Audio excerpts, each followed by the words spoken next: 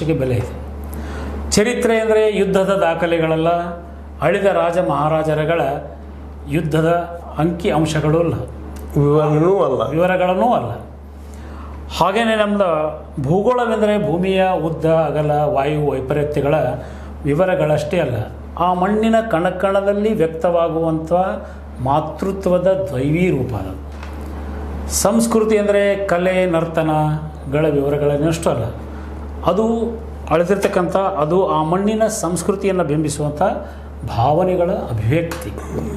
ಆ ರೀತಿಯಾಗಿ ಪ್ರತಿಯೊಂದರಲ್ಲಿಯೂ ಕೂಡ ನಾವು ನೋಡಿದಾಗ ಅದಕ್ಕೆ ಸಂಸ್ಕಾರ ಕೊಟ್ಟಾಗೋದು ಅದೊಂದು ಭಾಳಷ್ಟು ಉನ್ನತ ಸ್ಥಿತಿಯಲ್ಲಿ ಹೋಗ್ತದೆ.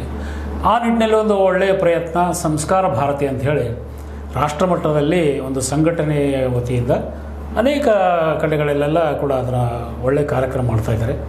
ಅದು ಕರ್ನಾಟಕದಲ್ಲಿ, ಅದು ನಮ್ಮ ಬೆಳಗಾವಿ ಜಿಲ್ಲೆಯಲ್ಲಿ ಇವತ್ತು ಬಸವರಾಜ್ ಕಲ್ಯಾಣ್ ಶೆಟ್ಟಿಯವರು ಅದರದ ನೇತೃತ್ವವನ್ನು ತಗೊಂಡಿದ್ದಾರೆ, ಅಧ್ಯಕ್ಷರಾಗಿದ್ದಾರೆ. ಶ್ರೀಮತಿ ರಜನಿ ಜೀರ್ಗಾಳ್ ಅವರು ಉಪಾಧ್ಯಕ್ಷರಾಗಿದ್ದಾರೆ. ಮಾಲಿಂಗ್ ಹೊಸಕೋಟಿ ಅವರು ಅದರ ಕಾರ್ಯದರ್ಶಿಗಳಾಗಿದ್ದಾರೆ. ಆಮೇಲೆ ನಮ್ಮ ಈಶ್ವರ್ಚಂದ್ರ ಬೆಟಗೇರಿಯವರು, ಮುದ್ದಣ್ಣ ಗೋಡೇರವರು, ಹೀಗೆ ಅನೇಕ ಜಾನಪದ ಎಲ್ಲ ಕಲಾಕಾರರು ಎಲ್ಲರೂ ಸೇರಿಕೊಂಡು ಈ ಮಣ್ಣಿನಲ್ಲಿ ಇರತಕ್ಕಂಥ ಮೂಲ ಏನೋ ಕಲೆ ಇದೆ, ಸಂಸ್ಕೃತಿ ಇದೆ, ಅದನ್ನು ಉಳಿಸಿ ಬೆಳೆಸೋದು. ಈಗ ನೀವು ಸುಮಾರು 8 ವರ್ಷದಿಂದ 30 ವರ್ಷದ ಯುವಕರಿಗೆ ಹೋಗಿ ಒಂದು ಪ್ರಶ್ನೆ ಮಾಡಿ ಒಂದು ಜಾನಪದ ಗೀತೆ ಹಾಡು ಅಂತ ಕೇಳಿದ್ರೆ ಇವತ್ತೇನು ಟ್ರ್ಯಾಕ್ಟರ್ದಾಗ ಹಾಡು ಅಂತಾರಲ್ಲ ಅದೇ ಹಾಡುಗಳನ್ನ ಹೇಳ್ತಾರೆ. ಮೂಲ ಜಾನಪದಗಳು ಯಾರಿಗೂ ಗೊತ್ತಿಲ್ಲ. ಆದರೆ ಮೂಲ ಜಾನಪದವನ್ನು ಬರೆದವ್ರು ಯಾರಿಗೂ ಗೊತ್ತಿಲ್ಲ. ಇವತ್ತು ತ್ರಿಪದಿಗಳಿದಾವೆ, ಆ ತ್ರಿಪದಿಗಳನ್ನು ಬರೆದವ್ರು ಯಾರು ಅಂತ ಗೊತ್ತಿಲ್ಲ. ಅವರು ಬರೆಯೋ ಬರಲೇ ಇಲ್ಲ. ಅವರು ತಮ್ಮ ಜೀವನದ ಅನುಭವಗಳನ್ನು ಶಬ್ದರೂಪಕ್ಕೆ ಸಂಸ್ಕಾರ ಕೊಟ್ಟು ಒಂದು ಒಳ್ಳೆಯ ಪದ್ಯವನ್ನು ಹಾಡ್ತಾ ಹೋದರು, ತಮ್ಮ ಆನಂದಕ್ಕಾಗಿಯೂ ಏನೋ ಹಾಡ್ತಾ ಹೋದರು. ಆದರೆ ಅದರಂಥ ಸಾಹಿತ್ಯ ಇವತ್ತೇನು ಶಿಷ್ಟ ಸಾಹಿತ್ಯ ಅಂತ ಅನ್ಸ್ಕೊಂಡಿದೆ, ಆ ಶಿಷ್ಟ ಸಾಹಿತ್ಯಕ್ಕೆ ಮೂಲ ಅಂತಂದ್ರೆ ತುಪ್ಪ ಅದನ್ನು ತೊಗೊಂಡು ಇವರೆಲ್ಲ ಅಡುಗೆ ಮಾಡ್ಕೊಳತ್ತಾರೆ.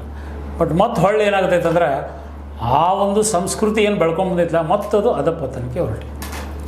ಇವತ್ತು ಉತ್ತರ ಕರ್ನಾಟಕದ ಜಾನಪದ ಸಂಗೀತ ಅಂತಂದರೆ ನಮ್ಮ ಅದ್ಭುತವಾಗಿ ಬರ್ತದೆ.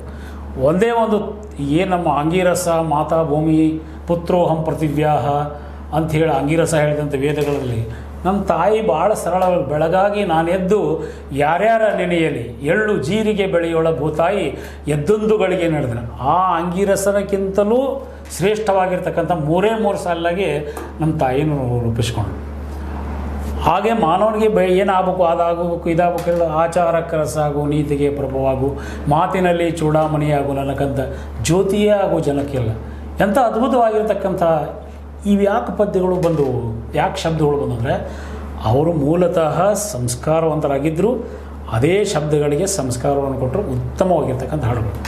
ಈಗ ಇತ್ತೀಚೆಗೆ ಒಂದು ಭಾಳ ದೊಡ್ಡ ಪ್ರಚಲಿತವಾಗಿರ್ತಕ್ಕಂಥ ಪ್ರಸಿದ್ಧಿ ಪಡ್ಕೊಂಡಿರ್ತದೆ. ಅದು ಯಾವ ರೀತಿ ಪ್ರಸಿದ್ಧಿನೋ ನಾನು ಹೇಳಕ್ಕೆ ಹೋಗಿಲ್ಲ. ಹಿತಲಕ ಕರಿಬೇಡ ಮಾವ ನನಗೆ ನಾಚಿಕೆ ಬರ್ತೈತಿ ಅನ್ನೋಂಥ ಒಂದು ಪದ್ಯ ಇಲ್ಲಿಂದ ಬೆಂಗಳೂರವ್ರು ಬಂದು ನಮ್ಮವ್ರು ಕರ್ಕೊಂಡೋಗಿ ಹಾಡ ಅನಿಸಿದ್ರು.